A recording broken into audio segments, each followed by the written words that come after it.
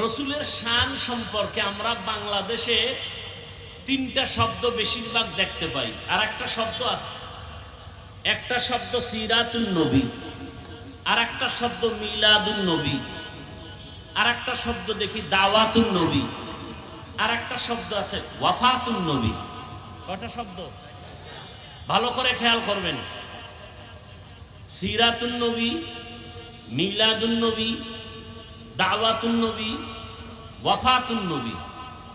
প্রথম আপনারা জানবেন অর্থ পরে, এই চারটা শব্দ পৃথিবীর সব থেকে দামি রসুল রহমতের নবীর শানের শব্দ। এটা আগে একমত হন। এই চারটা শব্দ সরমনের হুজুরের শানে ব্যবহার হয়, কোন পীর সাহেবের শানে ব্যবহার হয়।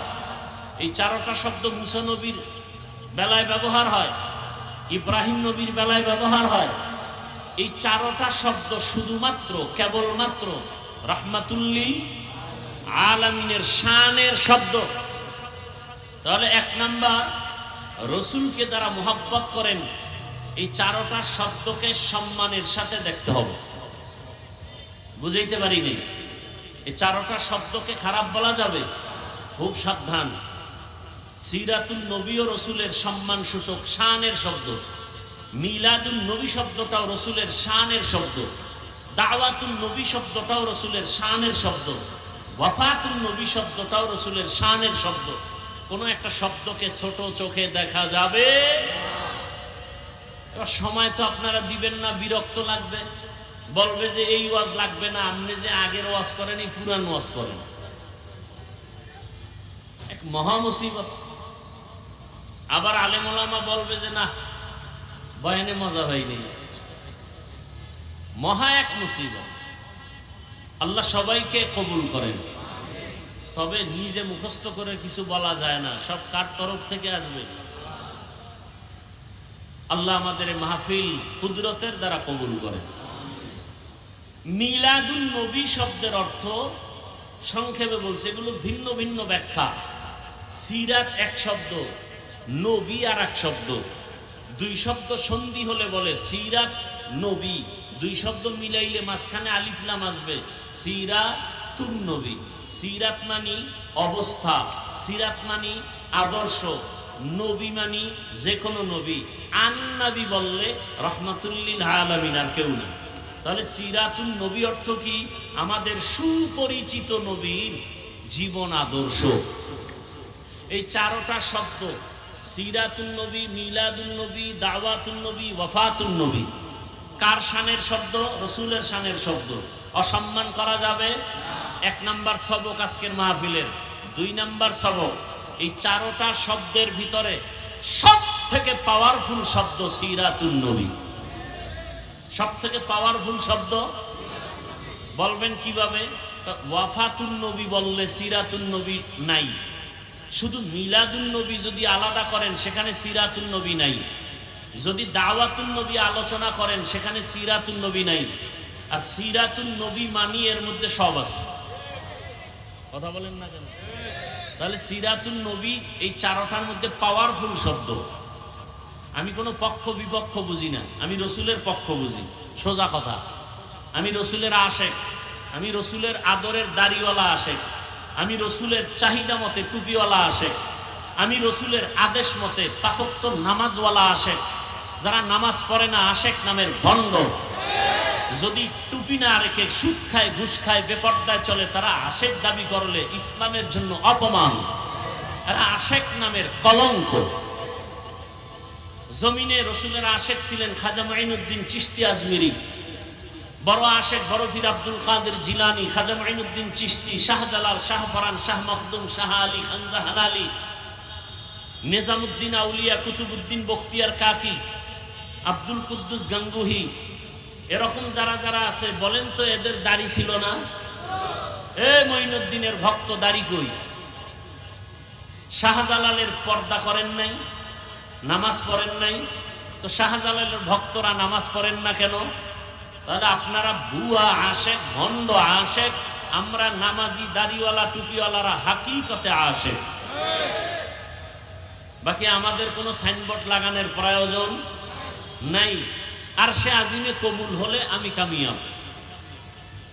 চরমনার সৈয়দ ফজলুল করিম রহমতুল্লাহ আলাইহি বলতেন যে আল্লাহ যদি আমাকে মাফ না করেন, তোমরা কবরে ফুলের মালা দিলে লাভ কি? আর আল্লাহ যদি ক্ষমা করে দেন, তুমি জুতা মারলে কি ক্ষতি? তো আল্লাহর আরশে আজিমে যদি তোমার আশেক নাম না লেখা হয়, তুমি দাবি করে লাভ কি? আল্লাহ বুঝার তৌফিক দান করেন।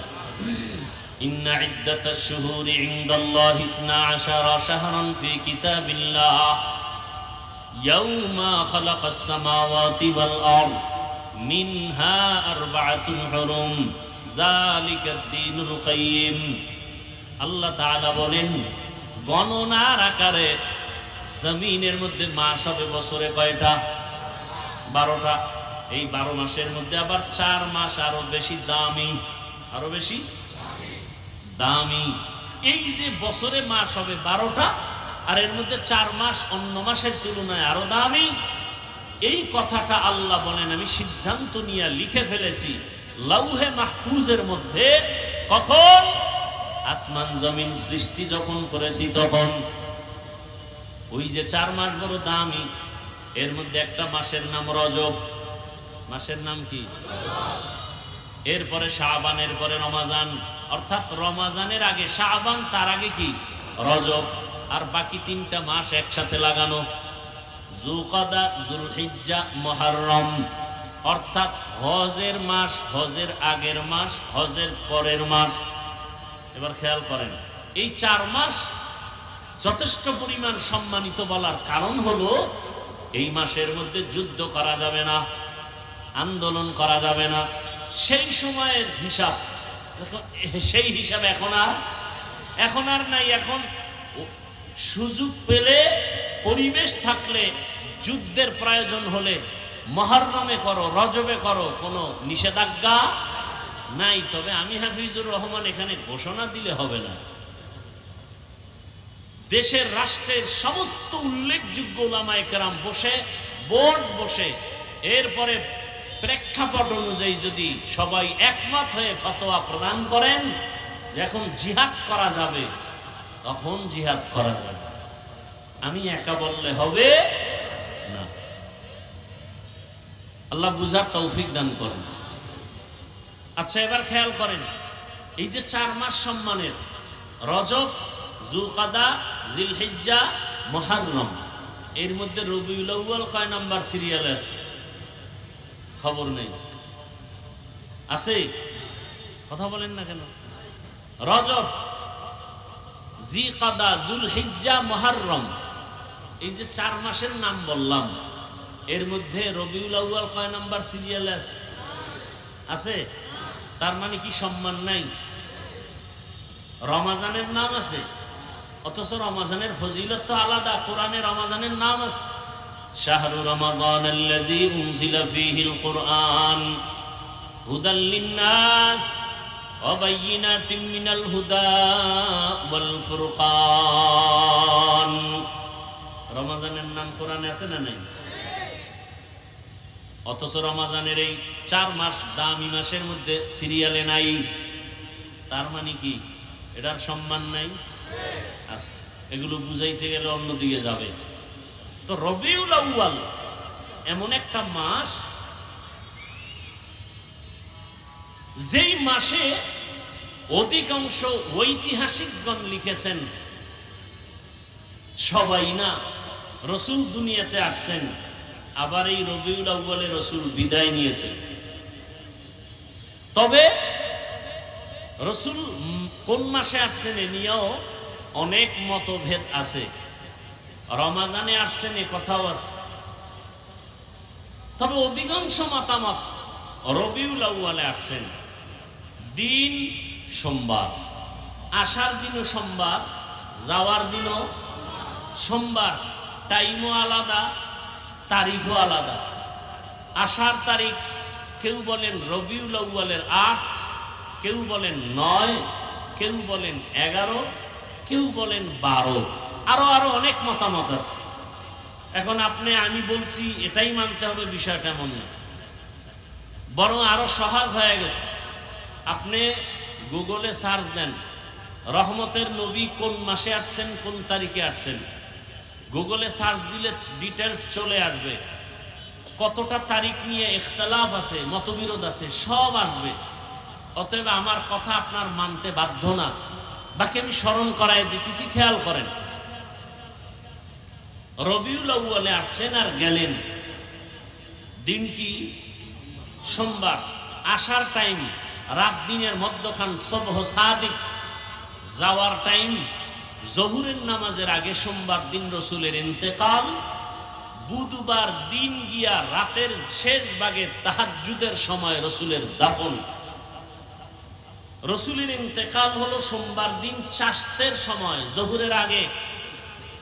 দাফন হবে সাথে সাথে। রসুলের হাদিস, মাইয়তকে দেরি করায় না, কষ্ট পায়, দাফন করে দাও। রসুলের দাফনে দেরি হলো কেন? বুধবার দিন গিয়া রাতের বেলায় দাফন কেন? এটাও ভিন্ন আলোচনা, যদিও সিরাতের আলোচনার অংশ। এখানে লেখা আছে সিরাতুন নবী উপলক্ষে মাহফিল। কি উপলক্ষে?